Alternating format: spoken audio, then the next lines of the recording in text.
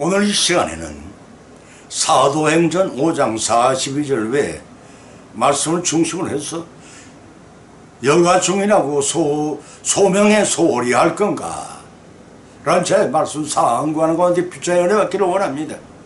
사랑하는 성도 여러분, 휴가나 여가를 어떻게 선용하고 계십니까?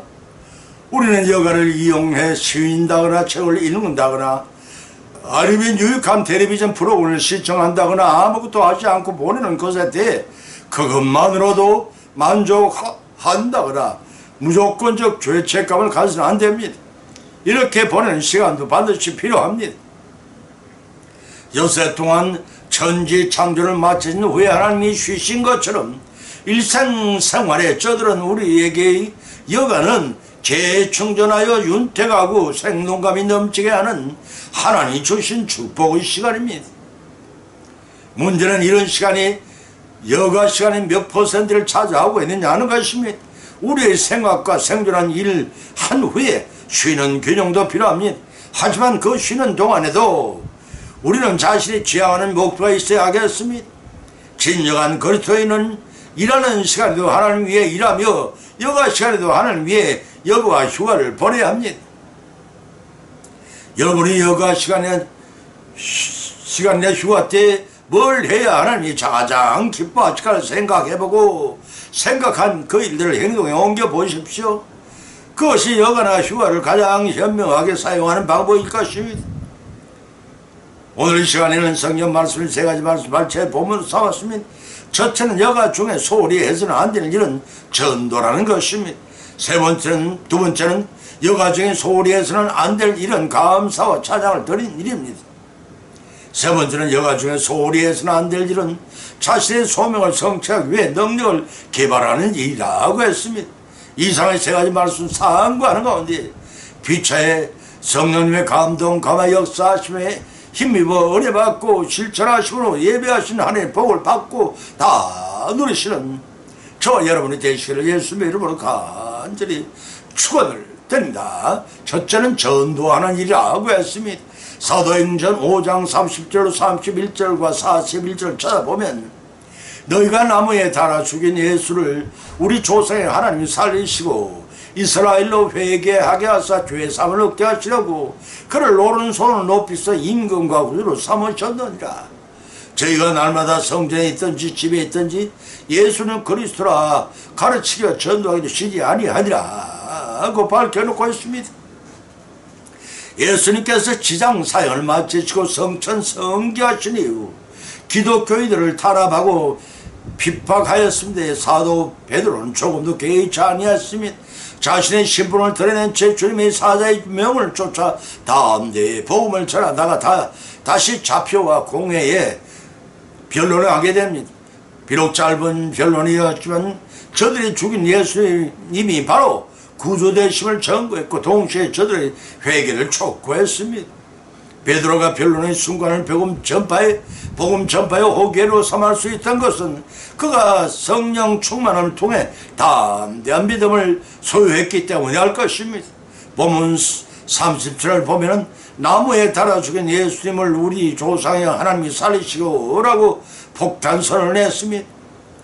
본절의 말씀 중에는 우리는 나무에 달아 죽인 예수란 대목에 주목할 필요가 있습니다. 신명기 20장 21절 23절을 찾아보면 기록하기를 사람이 만일 죽을 죄를 범함으로 네가 그를 죽여 나무에 달거든 그 시체를 나무에 밤새 두지 말고 당일에 장사에 네 하나님 여호와께 네게 기업으로 주시는 땅을 더럽히지 말라. 나무에 달린 자는 하나님께 저주를 받았음이라고 기록하고 있습니다. 당시 유대인들은 예수님은 하나님의 저주를 받은 자라 이미지를 부각시키기 위해 나무 십자가의 처형을 당해 죽도록 하였다는 것입니다. 로마 지하의 팔레스타인 지역에서는 십자가 형벌은 로마 정권 타도하기 위해 투쟁한 이스라엘 열심당원이나 기타 정치범을 처형하는 사형제도인데 예수님을 정치범으로 취급하였다는 것입니다. 왜냐하면 당시 유대인들은 로마의 식민지로서 총독이 다스리고 있었기 때문에 로마법엔 예수님을 처형하는 종교법이 부재하여 로마의 반기를 들고 민심을 소란케 한 정치범으로 몰아붙였던 것입니다. 이를 통해 유대의 종교 최고의 집행기관인 산헤드린 공회가 스스로 정치 집단임을 드러냈던 것입니다. 그런 음모에 의해 십자가 처형을 당한 예수님을 본 중반절 이하에서는 우리 조상의 하나님이 살리시오라고 베드로 사도가 자신의 변론보다 예수를 공개적으로 증거한 것입니다. 여기서 하나님이 살리셨다는 의미는 인간의 죄를 대속하기 위해 성부 하나님께서 사람에게 몸을 입혀 이 세상에 대속 제물로 보내신 예수님을 산헤드린 공회가 나무에 달아 죽었습니다. 세상 권세를 힘입어 그러한 악행을 저질렀지만 성부 하나님께서는 죽은 자 가운데 사흘 만에 다시 살려내셨다는 뜻입니다. 이 말을 통해서 깨닫게 되는 것은 창세기 3장 15절의 여자의 후손으로 오신 예수님께서 십자가의 보혈을 흘리심을 통해 원시복음을 성취한 것이며 창세전에 성부 하나님께서 계획하신 인간 구육 사역을 성취하기 위해 순환을 당한 것이지만 하나님께서는 산헤드린 공의회를 통해 인간 구속 사역 성취를 위해 세상의 형식상의 절차를 진행하신 것임을 알 수가 있습니다. 그래서 예수님은 십자가 처형 사건을 인간 편에서 볼 때는 고난이지만 하나님 편에서 순환이라는 것입니다. 이브리서 9장 22절을 찾아보면 율법을 쫓아 그의 모든 물건이 피로써 정결케 되나니 피 흘림이 없이는 사함이 없느니라고 밝혔습니다. 인간은 아담의 선악과 범죄로 불순종의 원죄를 유전 전가받고 죽어야 가야 할 몸이 살아가면서 스스로 또 범하는 자범죄까지 누적되어 가중처우를 받아 도무지 살아갈 길이 전무한 상태였습니다. 절대 절명의 인간을 살리는 길은 피 흘림이 있어야 하는데 구약의 희생 짐사의 피 제사는 1년에 한 번씩 박히는 죄사함을 받지 못하였기 때문에 완전한 사죄헌축을 받는 길은 자기의 목숨을 죽여 피를 흘림으로써 사죄헌축을 받는 길밖에 없었습니다. 예수님께서 천하를 얻고도 제 생명을 잃으면 무엇이 유익하랴 말씀하신 바처럼 범죄한 인간은 하나밖에 없는 자신의 생명을 대속 박혀 자신의 생명을 죽일 수는 없었던 것입니다. 이를 긍휼히 여기시는 하나님께서는 십자가를 통한 대속의 법을 제정하시고 무죄무하신 성자를 성육신시키셔 예수님의 이름으로 우리에게 보내주셨습니다. 로마서 5장 8절에서 기록하기를 우리가 아직 죄인 됐을 때 그리스도께서 우리를 위하여 죽으심으로써 하나님께서 우리에 대한 자기 사랑을 확증하셨느니라고 밝혀놓고 있습니다. 그 사랑을 성취하기 위해 사람의 몸을 입혀 성자 예수를 이 땅에 보내신 대속의 죽음을 죽게 하시고 사흘 만에 부활하시므로 우리 믿는 자들에게 부활의 영생의 길을 열어주신 것입니다. 그래서 사도 베드로는 자기 변론을 펼쳐나가야 할 중요한 시간에 예수 그리스도가 구주이심을 담대히 증거하는 전도를 했던 것입니다. 이제 여가 중에 게을리해서는 안 될 일이 무엇이가 자명했습니다. 재림 주님이 오시는 날 임박한 이때 일상생활에서는 물론 휴가지에서도 복음을 전하는 전도 사역을 게을리해서는 안 된다는 것입니다.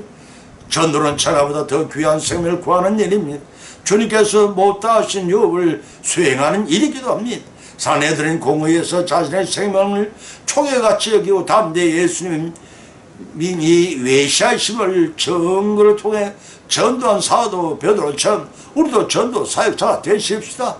마태복음 28장 19절 입술에서 예수님께서 성천하시기 직전에 친히 말씀하시기를 그러므로 너희는 가서 모든 족속으로 제자를 삼아 아버지와 아들과 성령의 이름으로 세례를 주고 내가 너에게 분부한 모든 것을 가르쳐 지키게 하라.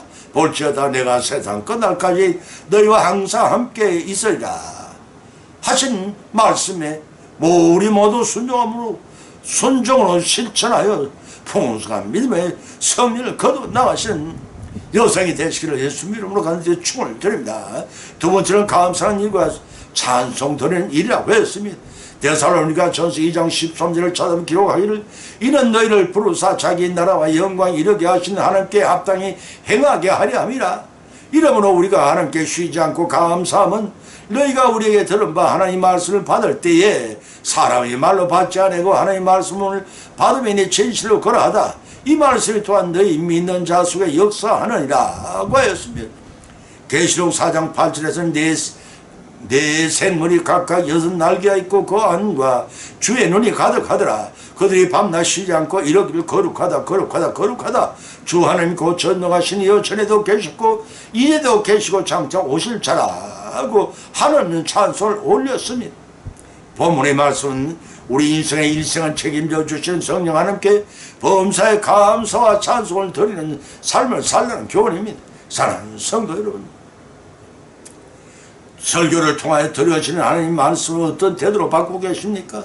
행여 사람의 말로 받아들여 진리의 말씀이 땅에 떨어져 버리는 그런 어리석음을 낳고 있지는 않은지 더욱이 보시기 바랍니다. 본문의 말씀은 마태복음 10장 20절에서 이렇게 친히 밝히시기를 말하는 이는 너희가 아니라 너희 속에 말씀하시는 자 곧 너희 아버지의 성령이시라고 하셨습니다. 그런데 우리의 삶의 현장에서는 범사에 하나님께 감사하는 생활을 하고 있지도 하나님을 찬양하는 삶을 살고 있지도 못합니다. 교회 안에서의 만남에 하나님 찾기 때문일 것입니다. 하나님은 우리의 일상생활에서 우리를 돕고 계십니다. 어리석은 종의 어리석은 무역회사에 중력을 있으면서 창업하는 회사에 많이 관여했습니다. 어느 날 HS로부터 스카우트를 제의받고 당장 일할 수 있는 시스템을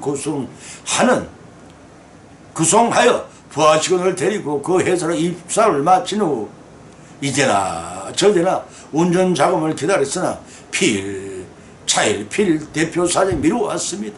대부분의 직원들이 가정을 가진 터라 석 달 동안의 월급을 집에 갖다주지 못하자 사전에 창업회사에 대한 진중이 검토하지 못한 나를 은근히 원망하기 시작했습니다. 분개한 직원들과 저는 사장들을 만나 회의를 줄 것과 회사의 운영 자금은 앞으로 어떻게 할 것인가를 요청하였으나 이리저리 피하기만 했습니다. 화가 난 저는 마침 노동청에 고발하고 말았습니다. 며칠 뒤 노동청으로부터 양자 간의 조정과 밀린 봉급에 관한 해결을 위해 출석 통지를 받았습니다. 그날부터 그 문제의 원만한 해결을 위해 기도를 드렸습니다. 전철을 타고 노동지청으로 향하는 시간에도 분노를 가라앉히며 만나서 주사일 해결되도록 하나님께 간절히 기도를 드리며 갔습니다. 도착해 보니 먼저 대표 사장이 기다리고 있었습니다. 먼저 벌떡 일어나 손을 내미는 것이 없습니다.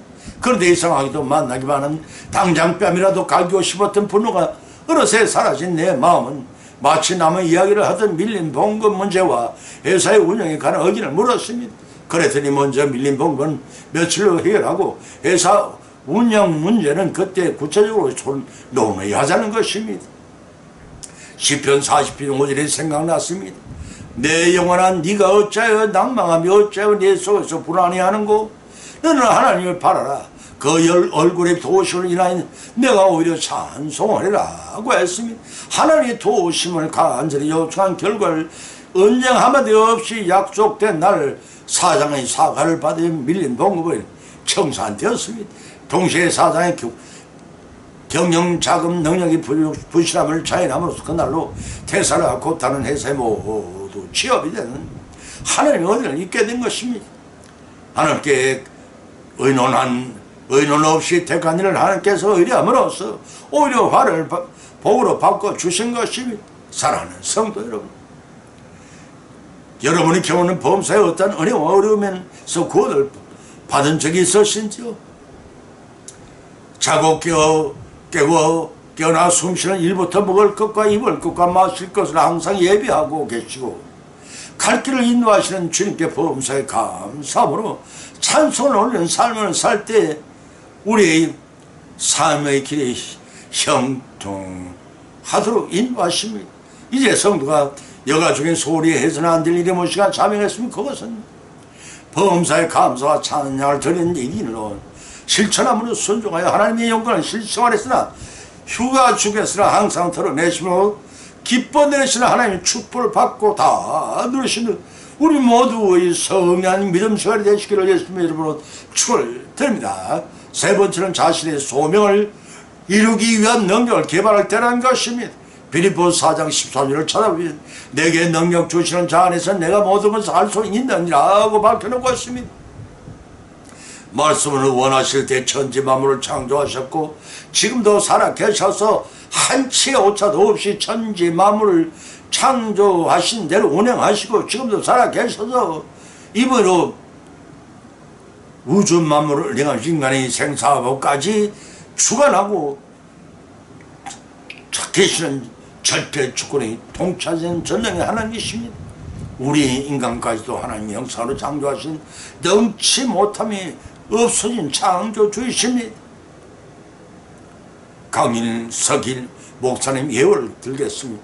골토품 경매장에 많은 사람이 모였고 여러가지 중귀한 물건이 높은 자리에 가격에 낙찰되어 팔리고 있었습니다.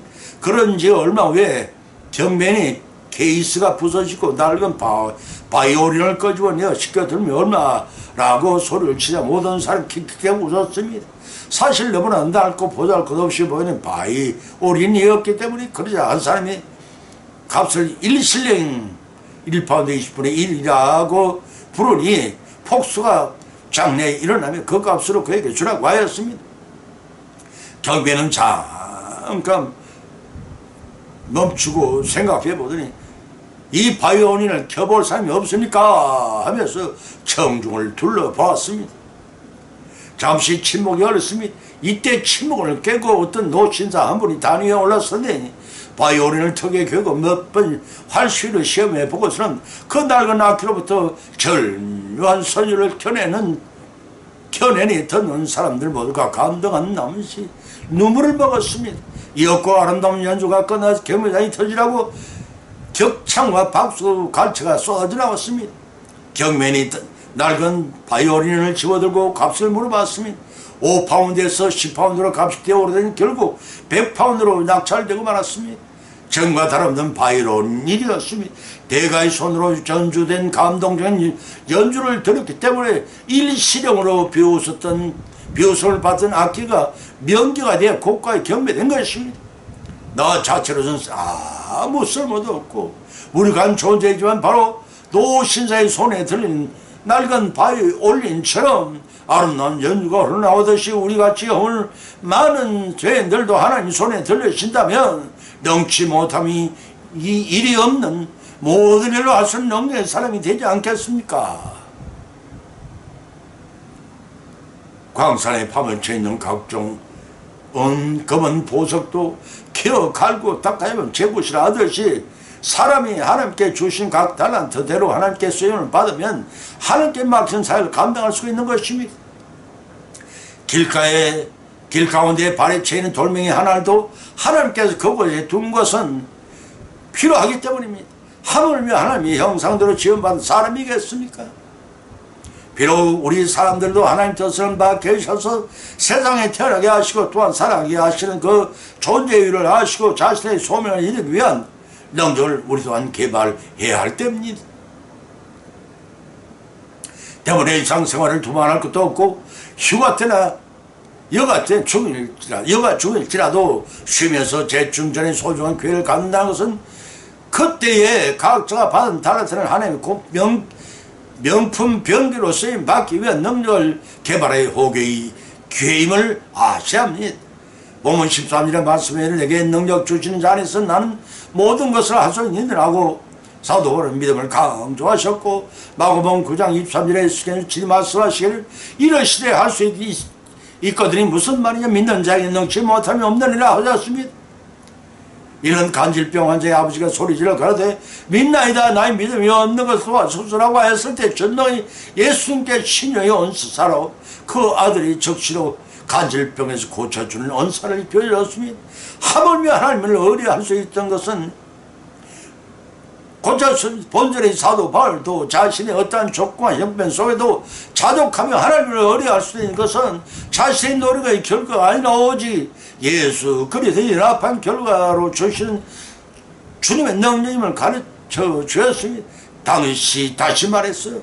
바울은 그리스도와 연합을 통해서 주께서 부단히 공급해 주신 능력을 말미암아 비천함에서도 궁핍함에서도 자족할 수 있었던 것이니 이제 여가적인 소홀히 해서는 안 될 이런 하나님께 소명하신 사명을 감당하기 위하여 능력을 개발할 때가 바로 여가 되어 휴가철을 계기로 삼고 하나님께 기쁨으로 사용되는 그러한 명기가 되시기를 의의 병기가 되시기를 예수님의 이름으로 간절히 축원을 드립니다.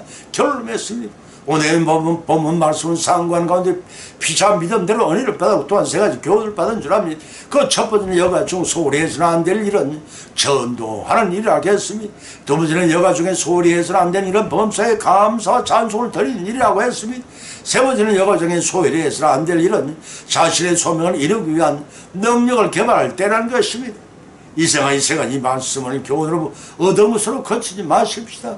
우리 생활 가운데 받은 말씀을 실천하고 적용케 하시는 성령의 역사하심의 힘입어 믿음이 성숙되고 자 믿음이 익어져서 예배하신 영생의 복을 다 성취하여 누리시기를 예수님의 이름으로 간절히 축원을 드립니다. 찬송가 337장을 올리겠습니다.